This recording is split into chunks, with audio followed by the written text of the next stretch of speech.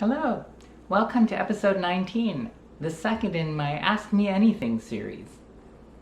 The first question in today's video came from my sister Rosemary, and rather than filling out the Google form as instructed, she asked her question in a Facebook comment. She also didn't ask it in English, but rather in Afrikaans. But don't worry, for the benefits of those of you who don't speak Afrikaans, I'm going to put subtitles down in the bottom to help you out. That's where the subtitles will be. Anyway, my sister's question was, Waar is die wilde vandaag? I answered snarkily, U moet die vorm gebruik. But now I feel I should give her a serious answer, so I'll answer it properly. Die wilde is in die kombuis, waar hy sy gunsteling kos eet. I hope that clears everything up. The second question comes in video form from Chris March, who also asked it in a Facebook comment. So I'll fire up my Facebook and we'll have a look at what Chris has to ask.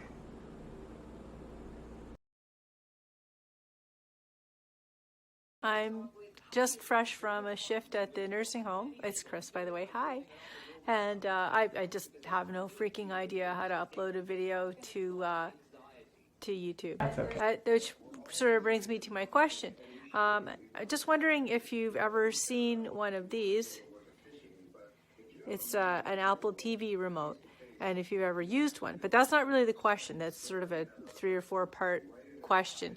My question to you, and it may require a little bit of research on your part by trying to use one of these things, is if you had a choice of how you would torture for eternity the designer of the Apple TV remote control, how would you do it?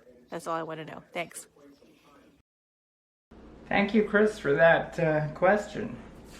Well, Chris, since you gave so much background to your question, I feel it only fitting that I preface my answer with, well, a preface.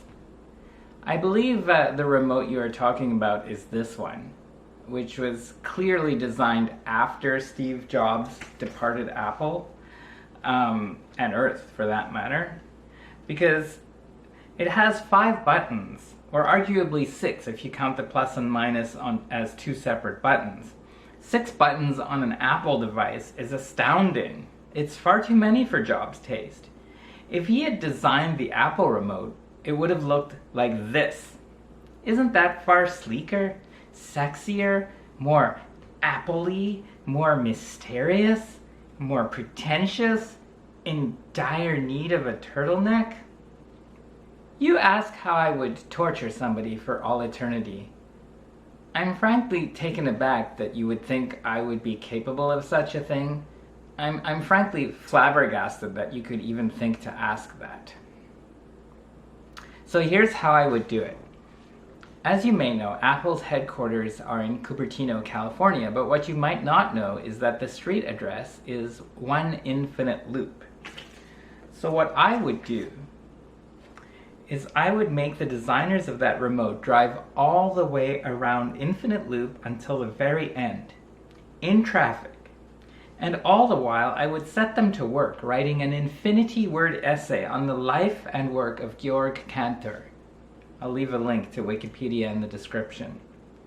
Furthermore, I wouldn't give the designers a normal car that looks like this. Instead, I'd make them drive the Apple iCar. Simple control, they just have to figure it out. They have all of eternity to do it. The final question comes from Don Diego de la Vega, which I happen to know is not his real name. It's really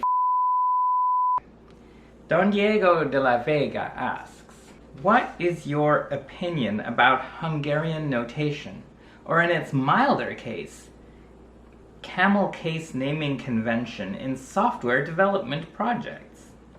I won't discuss Hungarian notation because that's far too nerdy. I'll just leave a link in the description. But I'll just say this. This is your brain. This is your brain on Hungarian notation. Just say no.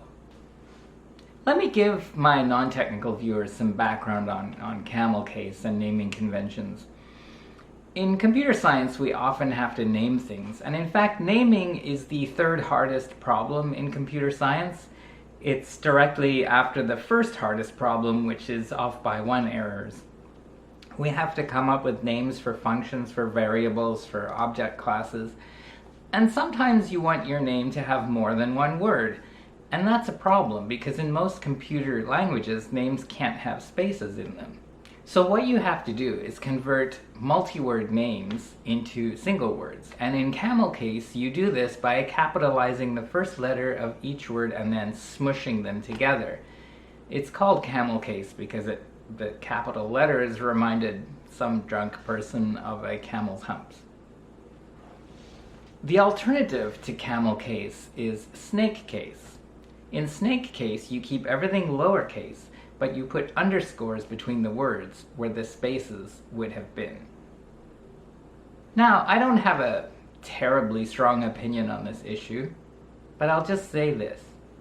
Camel case was sent from Satan himself. It is an evil abomination. It is an offense to the Lord and an unspeakable sin. Whereas snake case was delivered on high, hallelujah, by the Lord himself, and is nothing but light and goodness and purity.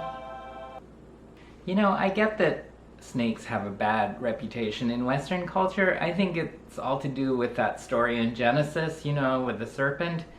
But just think, if it weren't for that little guy, we wouldn't have eaten from the tree of knowledge, and we'd all be stupid. In fact, we'd probably all think that camel case was just fine. I don't have any more questions to answer, so please send me some more. Fill out the form, I'll put a link in the description. Please like, please subscribe, and I'll see you next time.